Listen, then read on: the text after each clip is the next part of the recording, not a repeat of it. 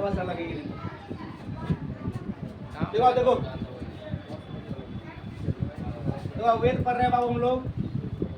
वेद साहित्य बाबू शुरू हो गया तुम्हारा। इधर पुरातात्विक साक्ष्य पढ़ लिए तो सब कुछ पढ़ लिए। आपको वेद पढ़ना है तो वेद बाबू कितने होते हैं? 3। हाँ, वेद वह वास्तव में 3 ही थे, इसलिए वेद को बाबू हम लोग त्रयी कहते हैं। क्या कहते हैं बाबू? त्रयी। क्या कहते हैं बाबू? त्रयी कहते हैं। ऐसा कहा जाता है बाबू वेद जो वेदाए है उसको गॉड ने लिखा है। किसने लिखा है? वो भगवान। किसने लिखा है? भगवान ने लिखा है, इसलिए उसको बाबू अपौरुषेय कहते हैं। क्या कहते हैं बाबू? अपौरुषेय। तो हम लोग पुरुष है, अरे हम लोग आदमी है ना, हम लोग गलती कर सकते हैं इसलिए इंसान है। यदि गलती नहीं करेंगे तो बाबू भगवान कहलाएंगे। आ जाओ बाबू का है, अरे तुमको भगवान को गरियाना है, गरिया दो। यदि भगवान को भी गुस्सा आ गया तो हमरे में कौन फर्क है? तो भाई वो आदमी ने से कभी व्यवहार न किया, ऐसा नहीं कि माँ बहन मेरे गरियाते रहना भगवान को, ये कोई बात नहीं होगा। और वो बात कहे है कि जैसे बाबू देखो हमको कोई गरियाएगा तो गुस्सा चढ़ जाएगा, मारिया कर लेंगे। तुमसे कोई करेगा तुम भी मारिया कर लोगे। लेकिन क्या हमारे साथ, हम भगवान के साथ ऐसा करेंगे क्या भगवान गुस्सा होंगे? तो फिर भगवान भी गुस्सा करने लगेंगे, फिर उसमें मेरे में क्या अंतर है कि नहीं है? इसलिए गुस्सा उनको नहीं आता है, इसलिए गॉड है। हम लोग गुस्सा आता है इसलिए हम लोग इंसान है। हम दोनों में इतना ही फर्क है बस, ठीक है ना? तो देखो इसलिए वेद बताओ किसने लिखा है? अपौरुषेय। भगवान ने लिखा है इसलिए इसको अपौरुषेय कहा जाता है, ठीक है? तो वर्तमान में वेद 4 है, तो शुरुआत वेद कितने थे बाबू? 3 ही थे, ठीक है? चौथा वेद बाबू गुप्त काल में लिखा गया है। तो वेद का संग्रह किसने किया था? अब भगवान लोग लिख के चला गया, कोई संग्रह करेगा ना? तो संग्रह करने वाला तुम्हारा बाबू था वेद व्यास जी। अध्यापन वेद व्यास का बाबू, तो व्यास जी ने बाबू क्या किया? इसका संग्रह किया है। वेद का संग्रह किसने किया है बाबू? व्यास। किसने संग्रह किया? जमा किसने किया? जमा करता करने वाला व्यास ने। देखो वेद बाबू क्या है तुम्हारा? वेद बाबू त्रयी कहते हैं। वेद बाबू 4 तरह के होते हैं। शुरू में कितने थे? 3 थे। बाद में कौन जोड़ा गया है? अथर्ववेद। बाद में बाबू को जोड़ा गया है अथर्ववेद। तो पहला वेद लिखो बाबू, पहला वेद ऋग्वेद। नहीं पहला लिखो, एगो पढ़ के पूरा दूसरा पढ़ेंगे, एक बार सब लिख के पढ़ लेगा, एक बार बन जाएगा, एक बार पढ़ के। तो ऋग्वेद पहला बात, इसमें पढ़ से बाबू क्या बनेगा? ऋग्वेद में पहला कॉन्सेप्ट सबसे पुराना और सबसे बड़ा। तो ये सब लॉजिकल नहीं है, इसमें रटने वाला कॉन्सेप्ट बड़ा है।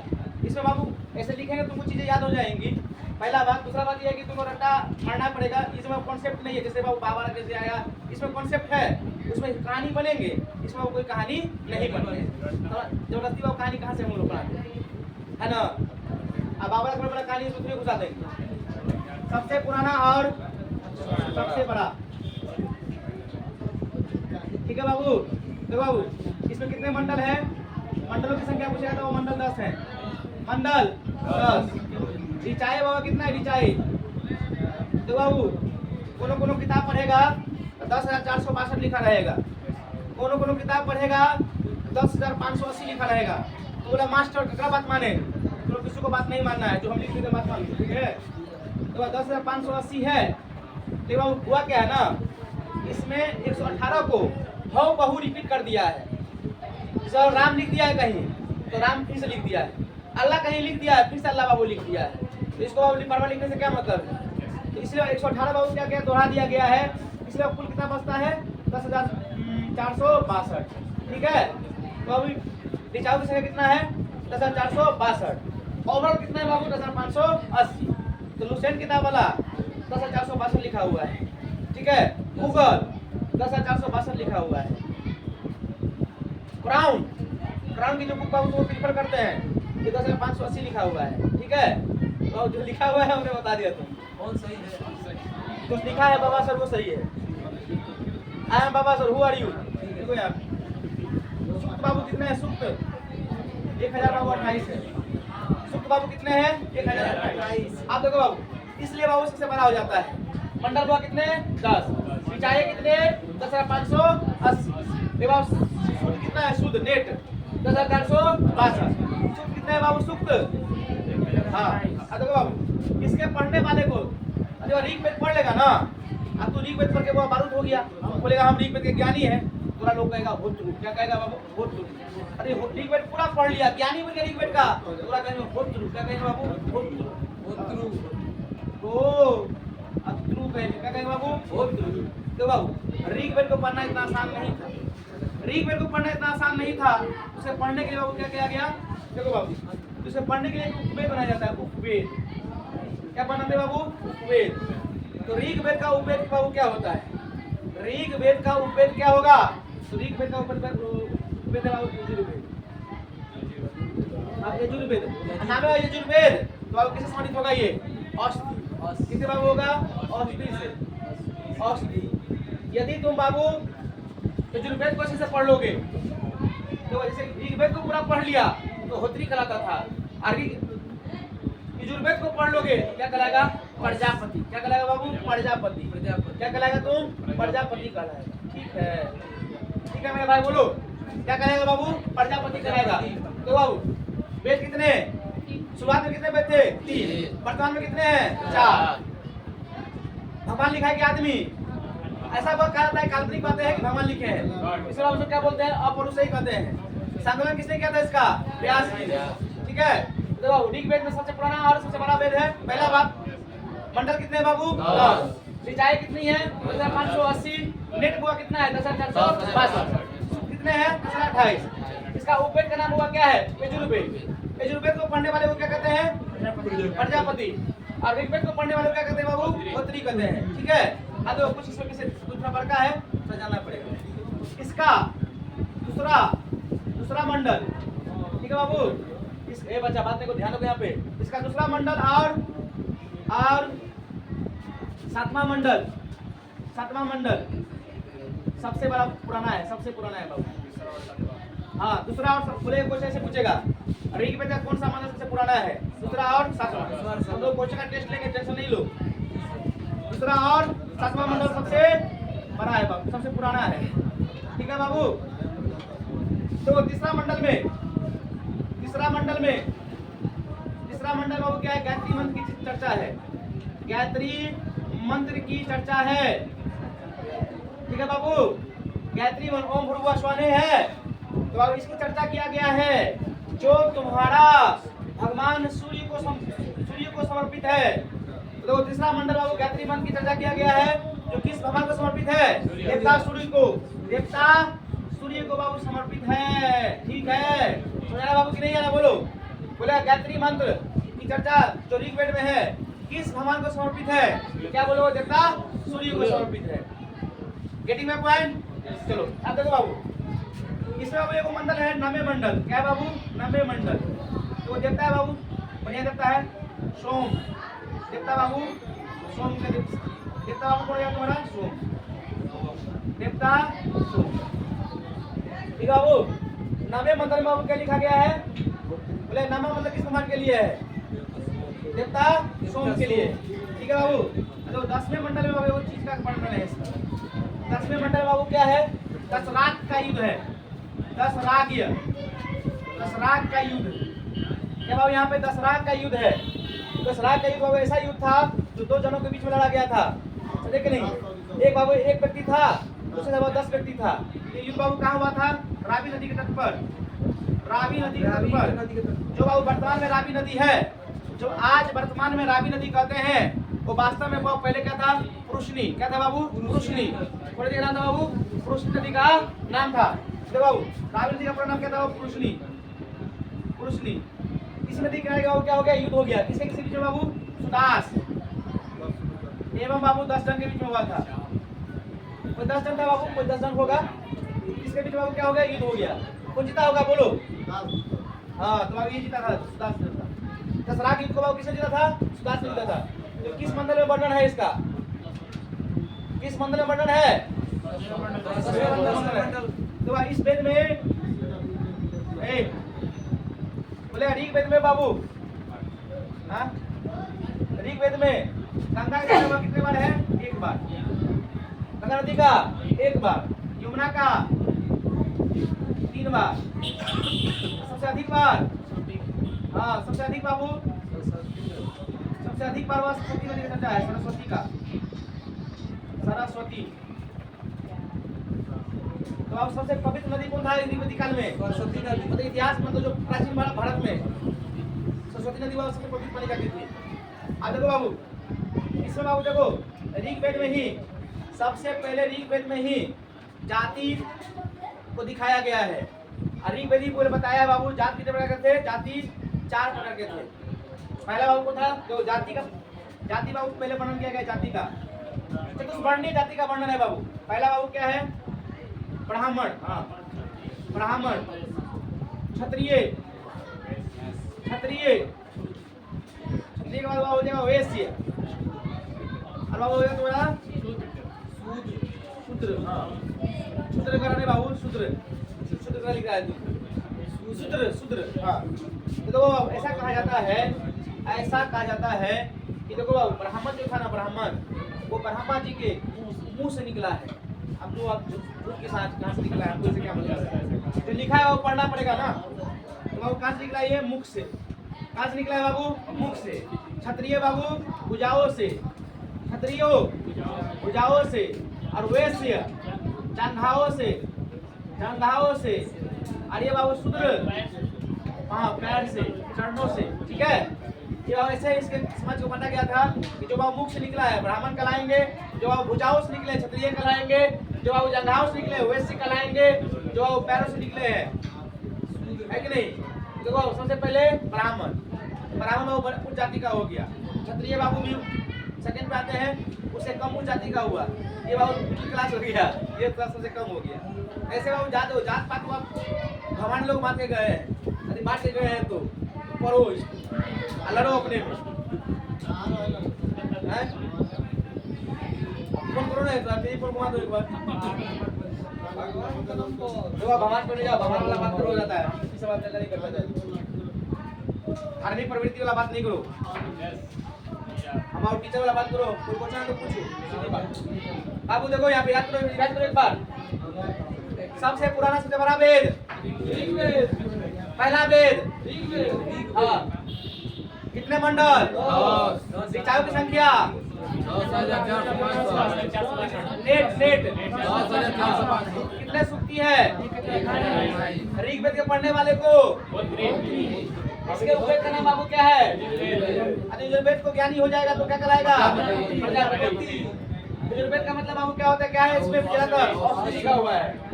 सबसे पुराना मंडल, सबसे पुराना मंडल। हाँ, किस मंडल में गायत्री मंत्र की चर्चा है? ये किस भगवान को समर्पित है? हाँ, देवता। जाति वर्णन की व्यवस्था की चर्चा किस वेद में? ऋग्वेद में। हाँ, दशराग युद्ध का चर्चा ऋग्वेद में किस मंडल में लिखा हुआ है? 10वें मंडल में। देवता सोम की चर्चा सबसे पवित्र नदी ऋग्वेदिक काल में। हाँ, गंगा की चर्चा यमुना सबसे अधिक। ठीक है बाबू, सरस्वती का। और ऋग्वेद जो पढ़ाएंगे ऋग्वेदिक काल जो पढ़ाएंगे इसमें बाबू इसी का चीज पढ़ाएंगे तुमको। 250 बार इंद्र का चर्चा हुआ है, सबसे प्रिय देवता इंद्र थे, सभी पाए जाते हैं। कोई टेंशन नहीं लो इसके, जो बाबू इसके लिए इंपोर्टेंट है वो तुमको पढ़ाया जा रहा है। ठीक है ओए, ठीक है। अभी तो बाबू खत्म हो गया, बता रहे हैं हमको। ठीक है, अभी तो सामवेद देखो, सामवेद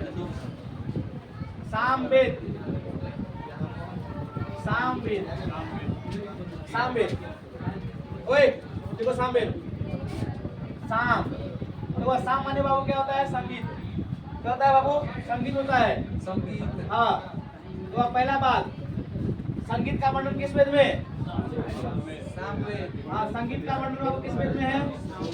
संगीत का वर्णन तो भाई इसमें ना कुल 1875 मंत्र है।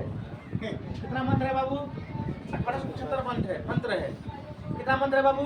1875, जिसमें शेष जो शुद्ध है सिर्फ सामवेद में है वो 99 मंत्र है। कितना है बाबू? 99 मंत्र ही। इसमें बाबू क्या कहना चाह रहे हैं यहाँ पे? मैं यहाँ पे कहना चाह रहा हूँ कि देखो सामवेद संगीत का वर्णन करता है। इसमें बाबू 1875 मंत्र जो है इसमें पढ़ने हो। इसमें कितने मंत्र लिखे हैं बाबू? 1875। सारे मंत्र बाबू उठा के कहाँ से ले आया है? ऋग्वेद से उठा के ले आया है। इसमें अपना मंत्र उसका जो है ना वो मात्र 99 को मंत्र है। अपना मंत्र शुद्ध अपना मंत्र वो कितना है? 99 को मंत्र है। इसमें 99 को मंत्र सुना के ना यानी यानी जो जो सिर्फ और सिर्फ साम वेद में ही चर्चा है, इसका नाम बाबू क्या है? 99 बाबू। इसी मंत्र बाबू इसी वेद में लिखा हुआ है सा रे गा मा पा धा नी सा, ठीक है। इसी मंत्र बाबू क्या लिखा है? सा रे गा पा धा नी सा रे गा मा, छूट गया भाई, सा रे गा मा पा धा नी सा, पा धी धी नी सा, ठीक है। देखो यहाँ पे तो सा रे गा मा पा धा नी सा, यानी वो संस्कृत जो संगीत का निर्माण करने वाला चीजें होते हैं सारे बाबू कहाँ बनाने हैं? कहाँ है बाबू? साम वेद में। इसलिए साम वेद को बाबू भारतीय संगीत का जनक कहा जाता है। क्या कहते हैं बाबू? भारतीय संगीत का जनक कहा जाता है साम वेद।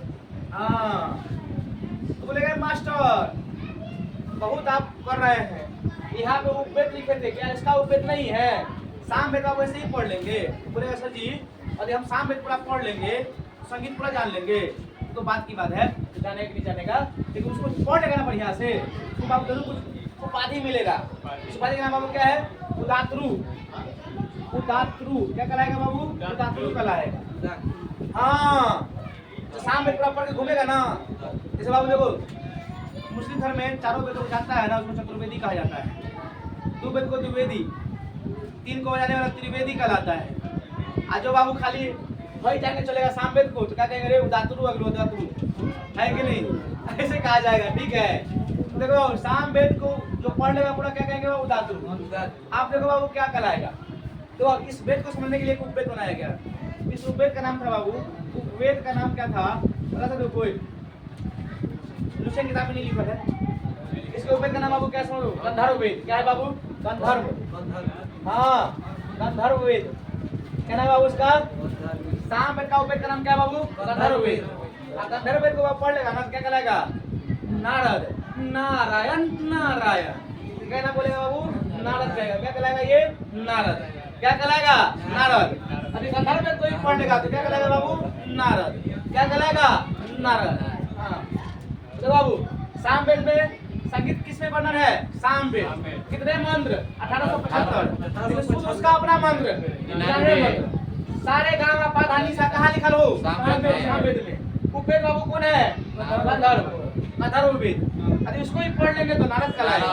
देखो बाबू इसको पढ़ के घूमेंगे तो क्या कहलाएगा बाबू? ठीक है चलो बाबू आप अगला में पहुंचते हैं। खत्म और क्या? हाँ इसमें मंडल नहीं बाबू, ना मंत्र सिर्फ इसी में है। जो रहेगा बाबू तो लिखिए नहीं समझ में आओगे ना? जो ऐसे फटाफट पढ़ाई होगा, चटपट होगा, चटपट चट्टे पट्टे खत्म। तो अब हो जाए तुम्हारा कौन? साम वेद के बाद आएगा तुम्हारा यजुर्वेद। लिखो यजुर्वेद। यजुर्वेद आप देखो यजुर्वेद आ गया। बाप रे बाप देखो यजुर्वेद आ गया जी। अब देखो यजुर्वेद में क्या है? युद्ध एवं धार्मिक, युद्ध एवं धार्मिक कर्म कांडों के बारे में दर्शाया गया है। ठीक है बाबू, धार्मिक कर्म कांडों के बारे में दर्शाया गया है। जैसे बाबू हाँ धार्मिक मंत्र जो होता है ना, जैसे पंडित ओम नमः जाना जाता बयान विधान स्वाहा ये कैसे कहा जाता है, तो बाबू ये सारे कहा जाए तुम्हारा इसमें ही आएगा। पिया मंत्र बाबू इसमें आएगा। पिया गीत अथर्ववेद में जाएगा। ठीक है ना? मंत्र जानो तो अथर्ववेद में है, इसमें नहीं है बाबू। मंत्र धार्मिक कर्म कांड क्या हो गया? जैसे कोई दादाजी देख कर जाते तो मंत्र होता है, ये सब कर्म कांड इसी को बोला जाता है। ठीक है ना? तो अब यजुर्वेद अब इसको पढ़ लेगा, यदि यजुर्वेद का ज्ञानी हो जाएगा तो कहलाएगा बाबू अदरबड़ यू। क्या कहलाएगा? अदरबड़ यू। हाँ अब तो नहीं कहलाएगा, ये अलग बात है। पढ़वे नहीं करेगा तो क्या कहलाएगा? कोई बाबू इतना पढ़ के क्या करेगा? कोई हमको पंडित जी तो ये बनना है, तो विद्यार्थी सही है, हम टीचर सही है ना? पंडित जी बनना है ना तुमको बनना है। यजुर्वेद बाबू क्या हो गया? अदरबड़ यू। ठीक है बाबू, यजुर्वेद को पढ़ने वाले को बाबू क्या कहते हैं हम लोग? अदरबड़ यू कहते हैं। इसका बाबू एक चीज समझ लेना, इसका एक बात जान लो, देखो यजुर्वेद ही है ऐसा वेद जो गद्य में भी है और पद में भी है। तो क्वेश्चन बाबू पूछता है ऐसा कौन सा वेद है जो गद्य में भी है और पद में भी है? तो बाबू गद्य और पद। देखो पेपर में कभी कभी क्वेश्चन बाबू खकुर के पूछ देता है, कहता है बोल गद वाले को क्या कहते हैं, बोल गद वाले को क्या कहते हैं, तो बोले रुक रे बताते हैं ना, पेपर में पकड़ता है। देखो गद वाले को बोलते हैं बाबू कृष्ण यजुर्वेद, ठीक है। क्या बोलते हैं बाबू? हाँ। अब पद वाले को बाबू क्या कहते हैं? अरे वो कृष्ण जी है तो विष्णु भगवान होंगे, विष्णु बाबू क्या बोलते हैं? शुक्ल यजुर्वेद। हाँ शुक्ल यजुर्वेद, शुक्ल यजुर्वेद। अरे सब याद तो करा देंगे। बोले सर जी हाई में 1875 मान तो हाई में कितना नहीं कि क्या? हाँ हाँ बाबू है, टेंशन नहीं लो। इसके लिए मंत्र है कि इसे कितना मंत्र है बाबू? 1990। कितना मंत्र है बाबू? 1990 मंत्र है। कितना मंत्र है बाबू? 1990 मंत्र है। तो बोले देखो बाबू क्वेश्चन, बोले मास्टर भाई में उपवेद था, उसमें उपवेद नहीं है क्या? वो में है बाबू, सारे में उपवेद है बाबू, इसमें भी उपवेद लिखा हुआ है। और उपवेद को बाबू पढ़ लेगा ना, इसके उपवेद का नाम है धनुर्वेद। क्या है बाबू? धनुर्वेद। हाँ धनुर्वेद। ये यजुर्वेद के उपवेद का नाम बाबू क्या है? धनुर्वेद। धनुर्वेद।